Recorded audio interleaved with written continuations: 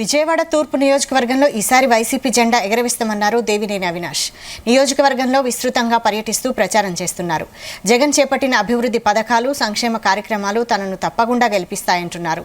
Sitting MLA Gadde Rammohan 10 ఏళ్లుగా ఎమ్మెల్యేగా ఉంటూ ఏం చేశారని ప్రశ్నిస్తున్న దేవినేని అవినాష్తో మా ప్రతినిధి స్పందన face to face. Devineni Avinash Vijayawada east నుంచి బరిలోకి దిగుతున్నారు. ఆయన ప్రచారంలో దూసుకుపోతున్నారు. ప్రస్తుతం ఆయన ప్రచారం ఎలా సాగుతుందో దేవినేని అవినాష్ గారు మనతో పాటు ఉన్నారు. ఆయన అడిగి తెలుసుకున్నాం. నమస్తే.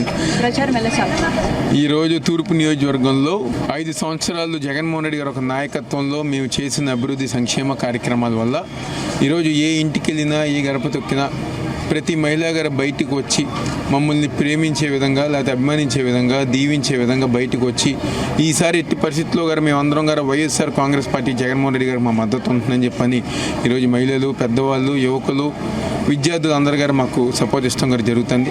ఈ 5 సంవత్సరాలు గారు నిత్యం డివిజన్లో కానివ్వండి, లేకపోతే నియోజకవర్గంలో నేను, మా కార్పొరేటర్స్, మా డివిజన్ నాయకులు అందరూ గారు ప్రజానీకాలకు అందుబాటులో ఉంటాం.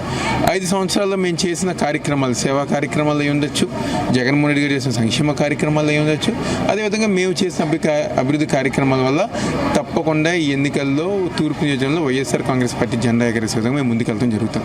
కూటమి నుంచి బలమైన అభ్యర్థిగా గద్దె రామ్మోహన్ ఉన్నారు. మరి ఆయన ఎదుర్కోవడం కష్టమని టీడీపీ భావిస్తోంది. దీనికి మీ సమాధానం?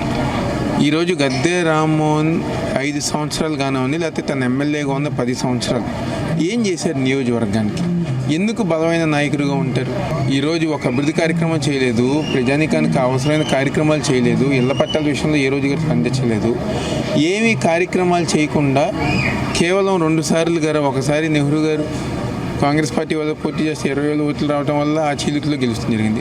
అదేవిధంగా 2019లో బొప్పన్ బాబుకుమార్ అంకుల్ ఆయన ఎవరో ఉన్నారో, ఆయన కార్పొరేటర్ నుంచి ఒక్కసారిగా ఎమ్మెల్యేగా అయ్యేసరికి ప్రజానికి యాక్సెప్ట్ చేయలేక 2 సార్లు అయ్యారు. కానీ ఈసారి 5 సంవత్సరాలు వైఎస్ఆర్ కాంగ్రెస్ పార్టీ నాయకులు, కార్యకర్తలు బలంగా నియోజకవర్గంలో తిరిగి ప్రజానికానికి అందుబాటులో ఉన్నారు. కాబట్టి ఎట్టి పరిస్థితుల్లో ఈరోజు అవతల పక్క బలమైన నాయకురా లేకపోతే బలహీన నాయకురా అనేది కాదు, ఈరోజు ఈ నియోజకవర్గంలో వైఎస్ఆర్ కాంగ్రెస్ పార్టీ జెండా మాత్రం తప్పకుండా ఎగరవేస్తాం. సో జగన్మోహన్ రెడ్డి గారికి దేవినేని అవినాష్ అత్యంత సన్నిహితంగా, నమ్మకమైన వ్యక్తిగా పేరుంది. మరి మీరు గెలిస్తే జగన్ తన గెలుపుగా భావిస్తున్నట్టు కూడా విన్నాము. మరి మీ గెలుపుకు మీరు ఎలాంటి కృషి చేస్తున్నారు? తప్పని ఈరోజు జగన్మోహన్ రెడ్డి గారు ఒక లక్ష్యం, 151 స్థానాలు 2019లో వచ్చినాయి, ఈస్ట్ రాలేదని చెప్పినాక ఆ రోజు జగన్మోహన్ రెడ్డి గారు ఇదయ్యారు. దానికి అనుగుణంగా ఈస్ట్లో పార్టీ కోసం కానివ్వండి, లేకపోతే ప్రభుత్వ కార్యక్రమాలు, ఈస్ట్ ఒక అభివృద్ధి కోసం 24 గంటలు జగన్మోహన్ రెడ్డి గారు మా నియోజకవర్గ ప్రజానీకానికి అండగా ఉన్నారు. కాబట్టి ఎట్టి పరిస్థితుల్లో ఆయన రిటైనింగ్ వాల్ కట్టించారు. రిటైనింగ్ వాల్ కానివ్వండి, ఇళ్ల పట్టాలు కానివ్వండి, సబ్స్టేషన్లు కానివ్వండి, హాస్పిటల్స్ కానీ ఏదైతే దశాబ్ద కాలం పాటు మిగిలిపోయిన సమస్యలు ఉన్నాయో అవన్నీ గారు ఈరోజు జగన్మోహన్ రెడ్డి గారు పూర్తి చేశారు. ఈరోజు 170 నియోజకవర్గాలు ఏ విధంగా అయితే ఆయన అన్నీ గెలవాలనుకుంటున్నారో అదేవిధంగా తూర్పు నియోజకవర్గం ఒక ప్రత్యేకమైన అభిమానం జగన్మోహన్ రెడ్డి గారికి ఉంది.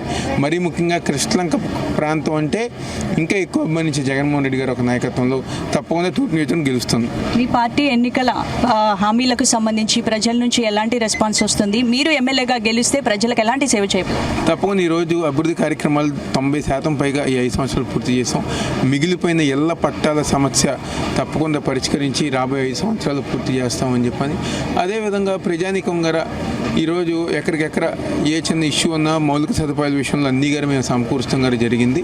కాబట్టి నియోజక ప్రజానీకం అందరూ గారు మేము చేసిన కార్యక్రమాల వల్ల ఈ నియోజకవర్గంలో వైఎస్ఆర్ కాంగ్రెస్ పార్టీకి అవకాశం ఇద్దామని చెప్పిన భావనలో ఉన్నారు. భారీగా ఫాలోయింగ్ ఉన్న యువ నేతల్లో అవినాష్ గారు మీరు ఒకరు. కాబట్టి సోషల్ మీడియాలో ప్రచారం ఎలా సాగుతోంది? ఈసారి వైసీపీకి ఎన్ని సీట్లు వచ్చే అవకాశం?